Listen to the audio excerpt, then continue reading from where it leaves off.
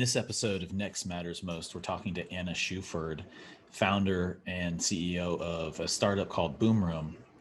BoomRoom is a platform for fitness instructors to teach small classes, so small format classes. So you get to invite your client base, you get to give them tools, tips, tricks, and you get to communicate with them directly. So as opposed to kind of the big Pelotons of the world that are sort of one to many, this is really built to kind of mirror the intimacy of a class that'll be in the gym. It was an idea sort of born out of the pandemic, but one that I think is here to stay. And Anna's doing a great job as a young entrepreneur. We also talk about kind of the growth in support and resources provided to entrepreneurs through the university system. So, she did undergrad at UNC Chapel Hill, quickly went into grad school in the MBA program, and has leveraged a ton of the resources and has done a great job sort of being proactive. And we talk about that, as well as, the value of gaining entrepreneurial experience and working on something while you're young, whether it's college, grad school, or even as early as high school. So I think this is a great conversation for those early in their entrepreneurial journey, as well as for those folks in the kind of executive seats at these universities for the success that can happen when you do provide the supporting tools. So without further ado, let's get into the episode. Enjoy. So you're definitely, yeah. I mean, you're definitely on, there's two kind of big trends that I see that this is a part of. And we had another buddy of mine on this podcast who's doing sort of an event, a digital event kind of business. But the idea is they still want to work with even traditional promoters and your traditional acts, because it's not just COVID. It's like, hey, why wouldn't you always have kind of an online version of your concert? I mean, concerts are how a lot of artists make money, and they've got to go all over the world, like so many stops. And you're like, okay, well, instead of 20 stops or just whatever, why don't you do 17 and do like 2 big digital events per year or however long that circular, that arc is for that tour, and just see what happens, and make it a part of, a component of your business forevermore, like not well beyond COVID. And also resiliency, right? Why ignore the fact that maybe there's a risk that all that could kind of shut down again? You should almost always be doing it. So like people should always be like having this ability to do digital. I think kind of now no one wants to be like full-time return to the workforce or whatever. They want to do hybrid, or not workforce, maybe workplace. And so this is the same thing. Like you don't want to work, like, why would you go all the way to the gym? First of all, it's driving costs, transit, like where do I go before, after? Am I showering there? Do I have to pack all this stuff? Oh, at your home. It's like, dude, whether it's every time or just some of the time, it's always got to be an option, and it's way more affordable. But the other is this kind of like controlling your content and controlling your sort of like audience, and being able to have like a platform that is yours. And it's like, not like, I'm not like perfectly articulating that, but meaning a lot of people have, their own, like podcast or YouTube channel or whatever, where they really want to own their audience, because like they can't rely on just sort of other people like promoting them, right? Like just, getting to the point where you've got kind of your place to go to capture people that you can convert to customers. I mean, even, juxtaposed to an Instagram, where it's like you are building your following, but it's their platform. If you put on more, live shows or more reels to do workouts, it's really ultimately benefits your audience because you're giving them content, but it benefits their platform. So you kind of offer the ability to say, hey, I want to drive you here, but this gives me the ability to capture you and really make you my client too, right? So I think the idea of giving people tools to manage their business, as opposed to just saying, come to my thing and it's my business and I give, so I think those are two big trends. So that's a yes. I guess that wasn't really a question, but I guess what would advise, I mean, everybody listening sort of is like, wow, I have a great idea and I'm like really a go-getter, and I hope I can raise like 150 grand and then be well on my way, right? Do you have advice for those people? I mean, think of and also the other part that I wanted to get to is college, right? College and now business school, and how that's prepared you for kind of this. And, everyone, the original story was always people would just drop out of college. Like they don't need that because they're going to go learn, from School of Hard Knocks or whatever. You might've seemed like you kind of maybe are benefiting from some of or you actually not kind of, you are benefiting from the programs offered through there. But before you get to that, I guess, thoughts, advice, experience share on, kind of the trials and tribulations of even getting to where you are now in terms of raising money as, a first-time founder in kind of college/business school? Yeah, great question. So I guess getting through business school, like the first thing I did when coming into my first year is I called up like the EBC and entrepreneurship president of the club and didn't even tell her my idea. I was just like, how many people actually have an idea when they come into business school and run with it? And she's like 1%. Everyone else, consulting, investment banking, like all the big ones, real estate. And I was just never like really excited about any of that stuff. Like I knew I wanted to like start my own business later on in my life, even if it was like a coffee shop, like literally just something where I was building something from the ground up, and always wanted to have like kind of that passion behind me, definitely, or else would probably lose some steam. So called her up and was just basically like, what should I do? And she was like, just give it a shot. And so like I guess fall of last year, I just did, like I said, like a bunch of market research, talked to a bunch of customers, and really tried to understand if it had like legs, or if I was just like, okay, this sounds great and it's like my problem, and like how many people actually have this problem too? So we'll throw out like surveys on my Instagram and all that kind of stuff just to get like as much like feedback as possible, and got a ton of feedback, like all validating it. So I was like, okay, people think the same thing as me. This is great. And I was completely working by myself like the whole first half of the whole fall. And come January, I was like, all right, I got to get moving on this because it's a foot race. Like someone is going to come out with this idea. People kept telling me like, there's not already that out there. Like, why hasn't that been created yet? And like, I was like, there's not yet, but there will be if I don't move on this fast. So basically I either had to decide, do I want to like take advantage of all like the great like recruiting and stuff that MBA school has to offer, and pick this up the next year if I didn't enjoy my summer job and whatnot. And I was like, in the day, I'm not really into any of the companies that are coming here. Like nothing really excites me around this.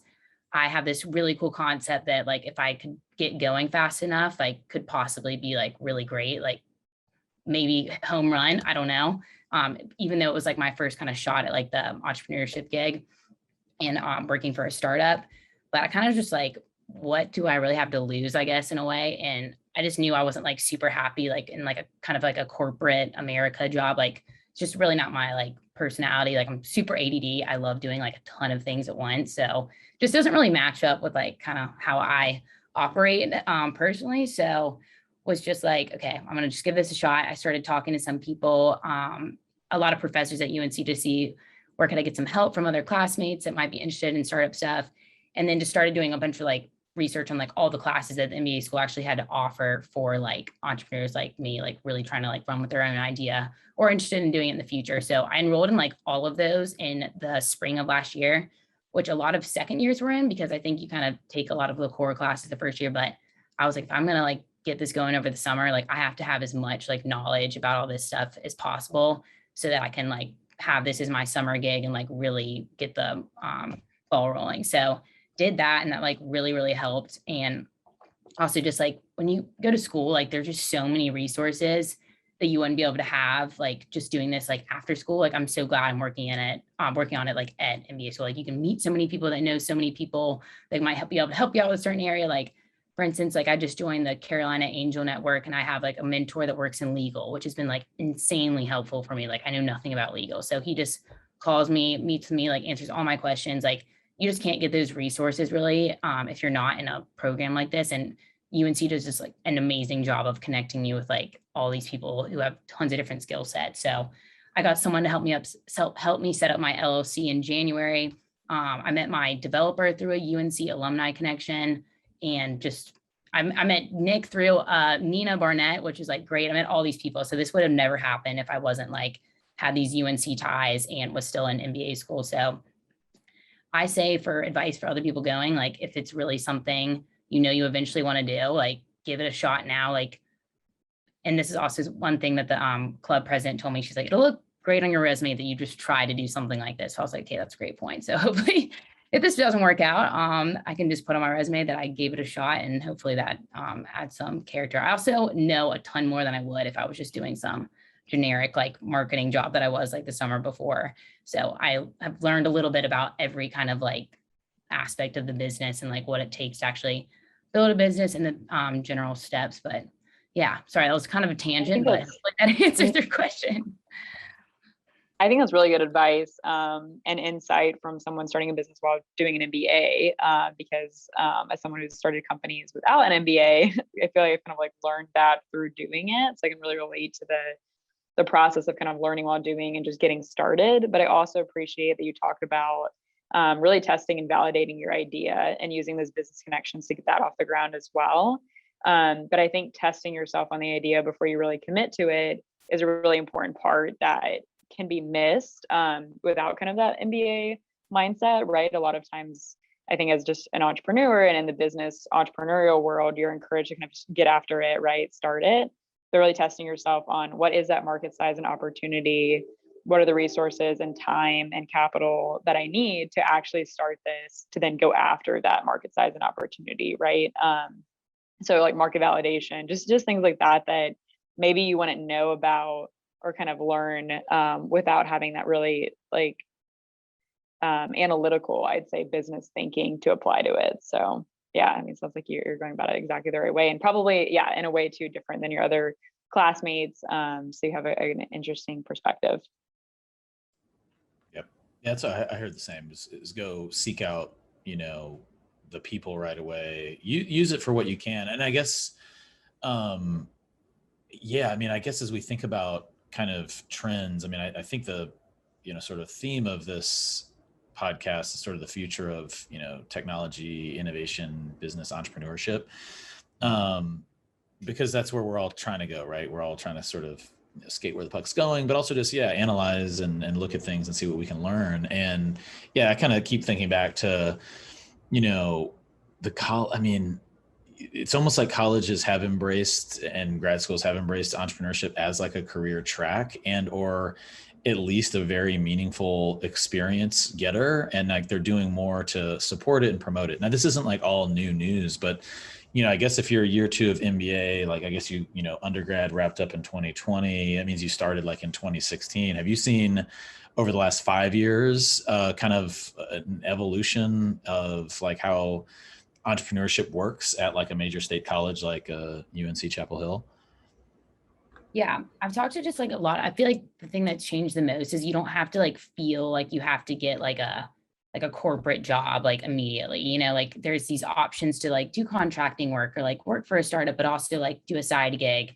There's just a lot more flexibility. And I think also COVID has really hit on a lot of that, just allowing people to like, I mean, just being able to like have Zoom calls with people that are like in California. Like the girl that's helping us with marketing lives in San Diego, but like she also works on a bunch of other stuff. So I think just like there's just more opportunity that's like so much more flexible. And because of that, you just like, I feel like you're just able to build like so many more skills because you're just like working on a ton of things with different people all over, even if it's like, I don't know if that really answers the question, but just basically like it's just more okay. And like I think people, it's definitely being in MBA school, I don't feel like it's as okay, but it's definitely getting towards that point where there is a good amount of people that are like pursuing this like startup gig or like some kind of side gig on the top of a normal job. But yeah, I think it's definitely something that's growing. There's a lot of entrepreneur ecosystems popping up in cities that are not Silicon Valley. Like again, Zoom has like allowed like all of these different areas to like pop up, even if it's not like, Silicon Valley, basically.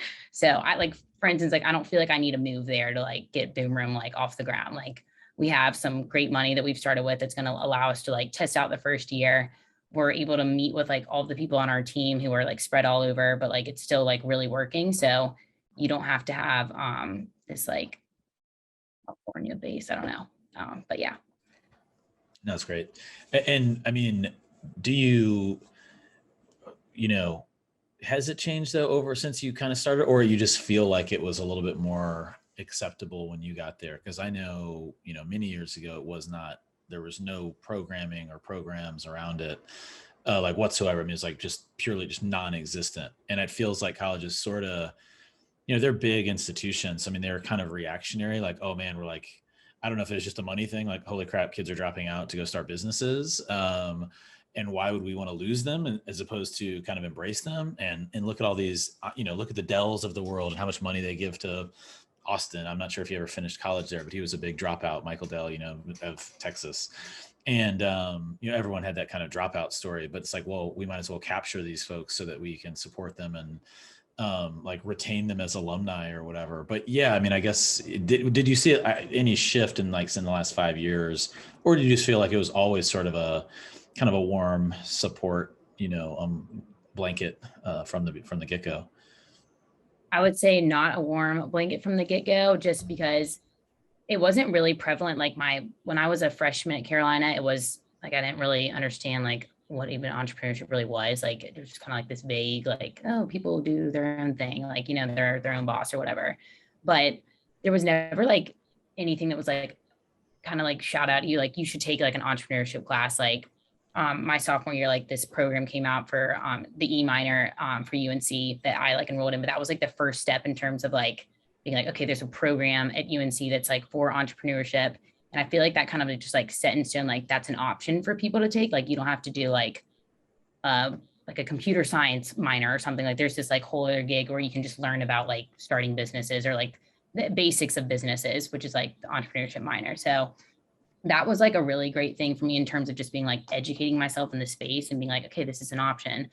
But I'd say a lot of places, like it's kind of hard. Like for instance, when I first got into my first year of the MBA program, like I didn't know about any of the classes that were for entrepreneurship. And I don't know if I just missed something or like through all like the Zoom stuff, I just like didn't hear about it. But I had to basically apply for Startup UNC is like a 4-year course, right? So I had to jump in at like mod 3 and 4 because like I didn't know about the first one. So, and I definitely would have taken the first one. So I think there's kind of like it could be communicated a lot better. And I also think it's just like a personal thought, but you should almost be like required to take like a basic entrepreneurship class, because like I didn't know, like I had all of these, like in one of my classes, we had to take like a personality test, and like mine basically gave me like that I was like good like leader and like that I was like innovative, stuff that like I kind of thought I was, but like didn't like really know. And like seeing it on paper and being like, okay, wait, I actually have the skills that like a basic like entrepreneur should have. Like that gave me so much confidence in terms of like pursuing something. So like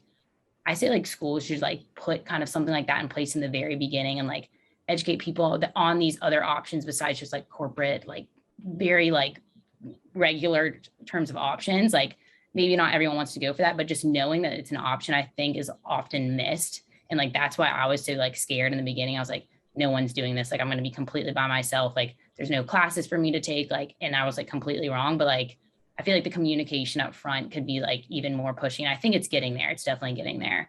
I think like that's something, even just talking, I went to NC State for undergrad, and I know that was a common thread in conversations with our entrepreneurship classes and clinic, because I similarly studied political science and then didn't start my company until my sophomore year. And then even then didn't know about all the resources that were available through our entrepreneurship programs. But I think that it's telling, right, that it kind of, if you're not in the business world, right, a lot of times you won't know about it, or engineering or computer science. But there's certainly people who have ideas related to agriculture, right, or related to fitness, or maybe they're a dance minor who wants to start their own dance studio. So there's all of these different backgrounds that, regardless of industry, lend itself to creative thinking, innovation, and possibly kind of breaking the mold and starting your own company, or just having an entrepreneurial mindset, right? Like I really firmly believe you don't have to start your own business to be an entrepreneur, right? I think it's more of this applied thinking of, how do I break the mold? How do I disrupt my industry?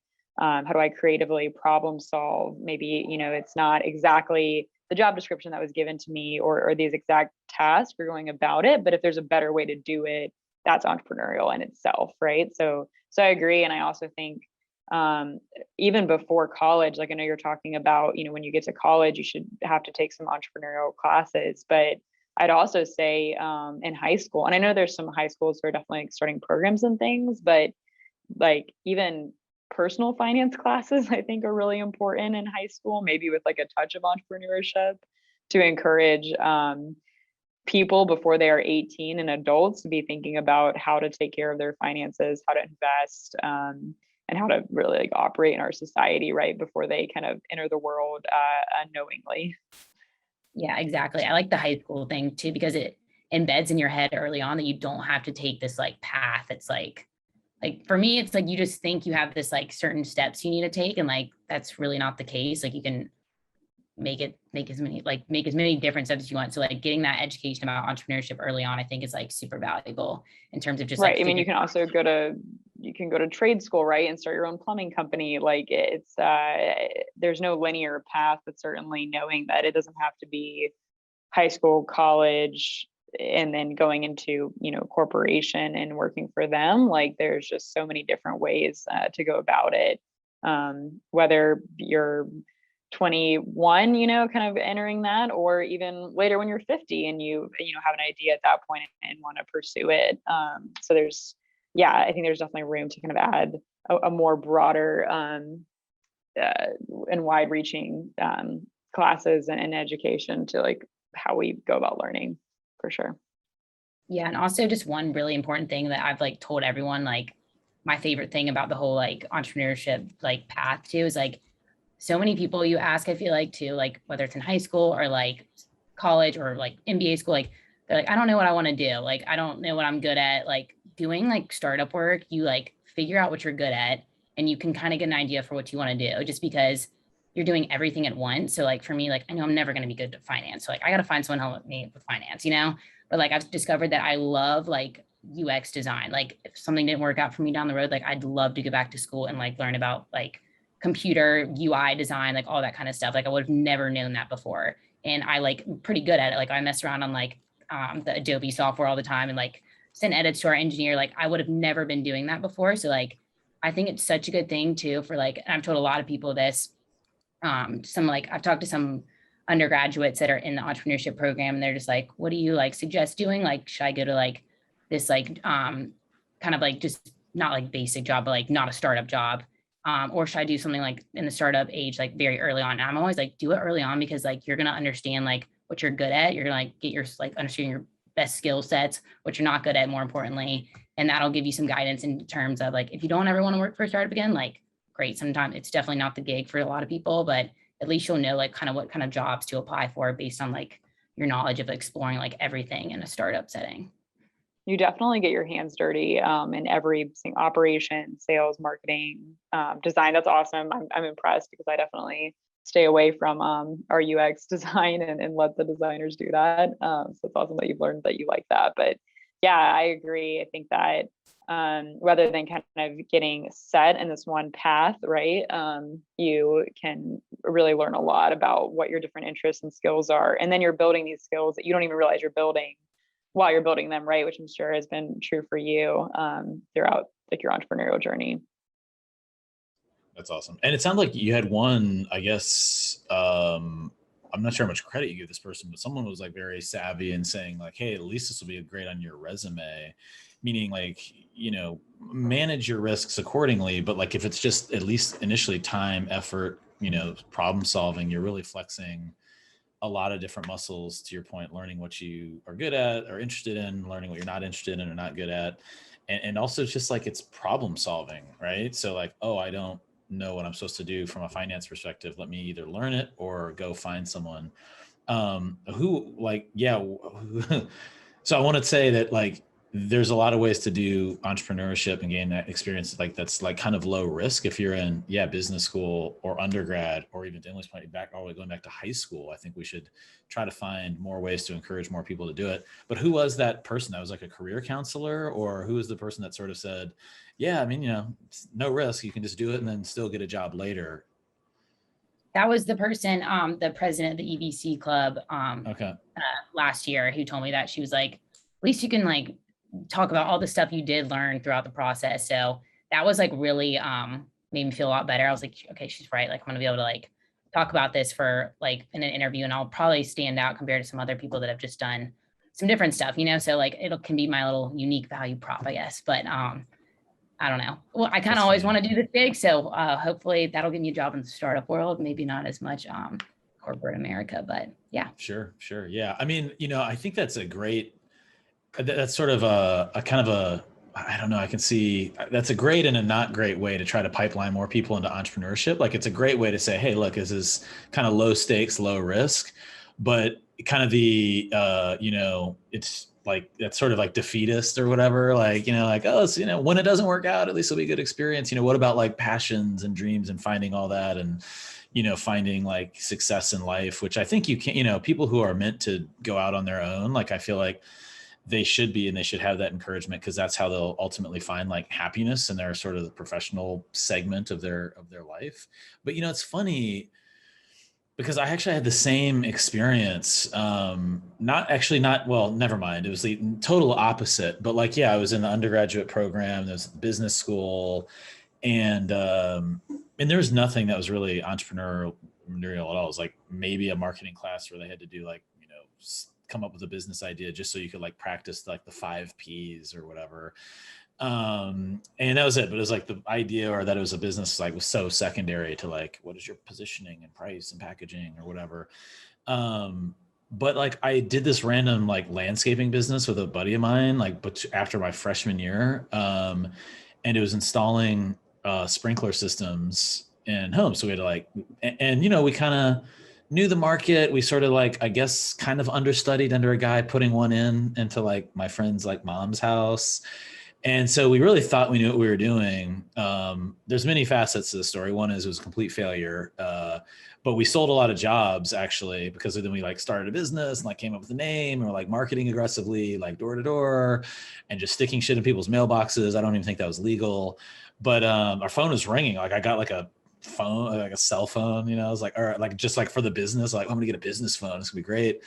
And it was so much fun. And I was doing a couple summer classes, and then we were just doing that. And it was like the install, the actual delivery of the digging and like laying down pipe and like connecting to like public utilities proved to be sort of maybe more than we bargained for. But we ended up kind of going back to the team that sort of we learned under. I mean, I say we learned under, we like kind of like shadowed him on like 3 jobs. So it wasn't much, but we saw these neighborhoods going up, and it wasn't kind of standard to the building package. So like, oh, it's an opportunity. And there really was. I don't know if it was ever going to be a booming business, but we ended up kind of getting that guy. We ended up turning into like a referral source for him. We get like, we basically were like door-to-door version of affiliate marketers.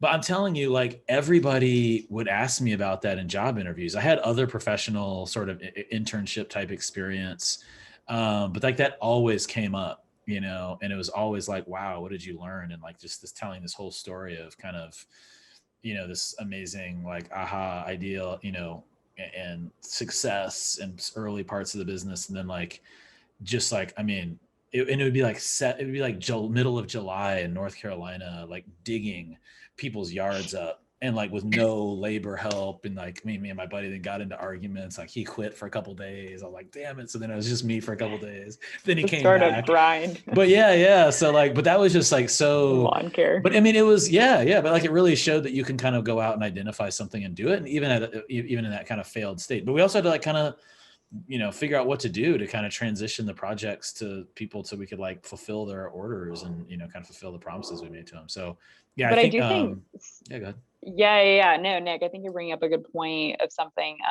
I was talking to another entrepreneur this morning, and then even kind of we had this conversation with the managing director for Wolfpack Investor Network. But I think the point for all of these things of kind of like starting a company, early on in your career and learning from them, is that you do need to go through like those stages of figuring out the business model, finding your customers, getting some sales, doing the operations behind those sales, right? And like really learning from it. I've been talking to a lot of entrepreneurs recently, and there's some of the conversations this morning of like kind of starting a business, but then not really going through a lot, and it kind of sitting there for a couple of years, and like maybe you're nervous to raise capital and take some outside funding, or hire people, especially with or before that capital, or go out and find clients and like just go through it, right? So I think that that's important to think about. Like if you're gonna do it,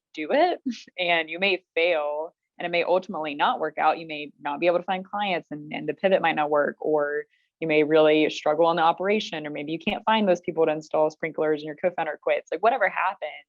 But at least you're going through it so that you can actually learn something from it. Because the alternative of like starting something and kind of having it sit there and not really fail or succeed, doesn't allow for any learning, right? Like you can't even almost like talk about it at that point.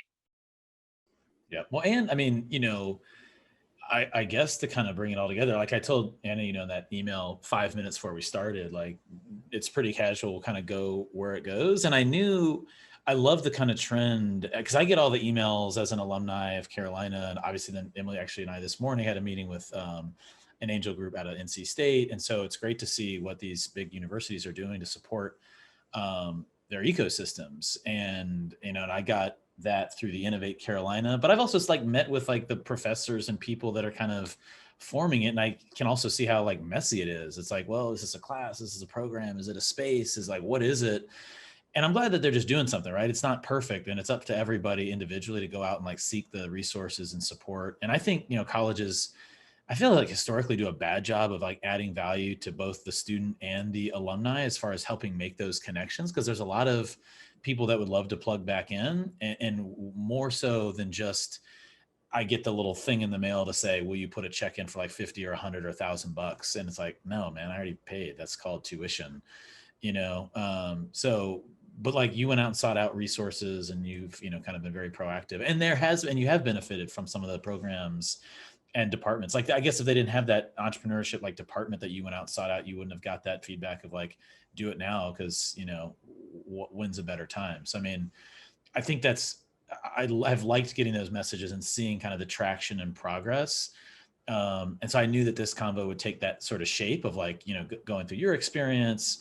And I hope this encourages others, both that are in your realm and age range of like either undergrad, grad school, maybe even backing up to high school, but also people in those ecosystems saying we've got to do more and more and more, because you could be any major and still have some entrepreneurial pursuit that gives you experience, and you might not, you don't like it. You freaking hate it. You don't want to do any of that stuff. You want to just like, but that helps you sort of like get over it too. Right. So now you can really be focused on what you really want to do.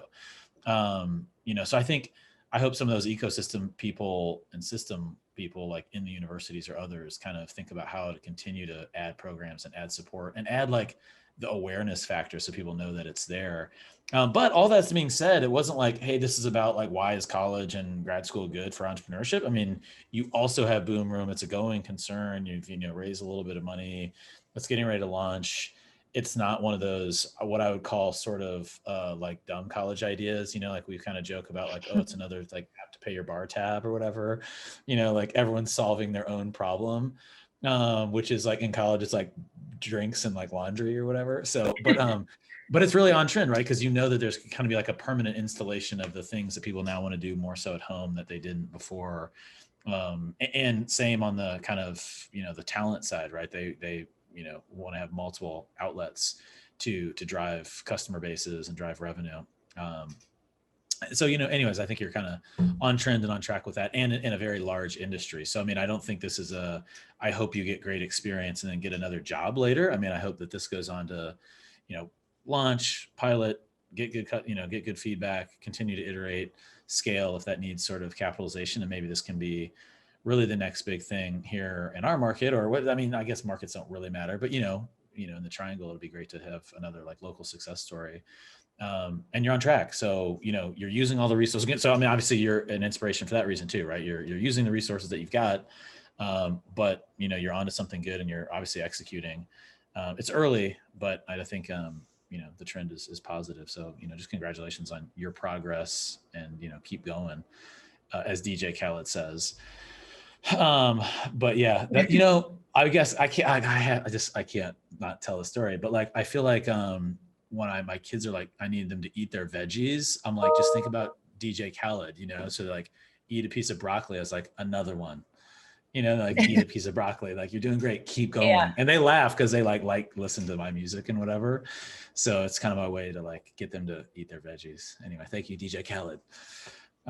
Bless up. All right. Anyway, so I don't want to take you too far over. Yeah. Shout out to DJ Khaled.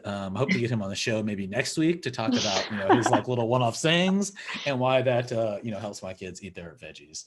But anyway, sorry, I know we pushed a little bit over, but I guess, yeah, Emily, do you have any sort of closing questions? And we'll just turn it to Anna to sort of like wrap us up with any kind of thoughts on this conversation and like, anything else you'd like to share, given kind of where this has gone, to help, kind of inspire others?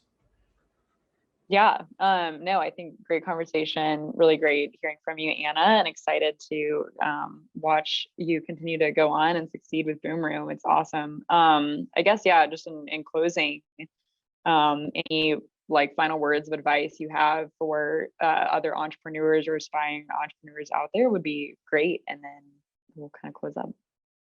Yeah, I mean, this might sound cheesy, but like you literally just be like, just go for it. Like what do you really have to lose? Like, especially if it's something that you're like, always is going to be in the back of your head, like just take it and run with it. Like, especially if you like are really passionate about a certain idea, or if it's just something like an area that you're like passionate about. I think it's just so important just to like get it out of your system. And if it is something you're passionate about, you're most likely going to be good at it, just because like it doesn't feel like work. Like for me, like I just wake up like 6 every morning. I just do BoomRoom stuff. So I have time for schoolwork too, but like, it doesn't feel like work. Like I'm excited to like get up and work on it. So I guess just if you like have it in your gut, and I know that's, like I said, super cheesy, but like there is like a feeling where you like kind of want to just get it out of your system, like just go with it. Like it'll all work out in the end. You're going to learn a ton. And yeah, just, I'd say, why not? Literally.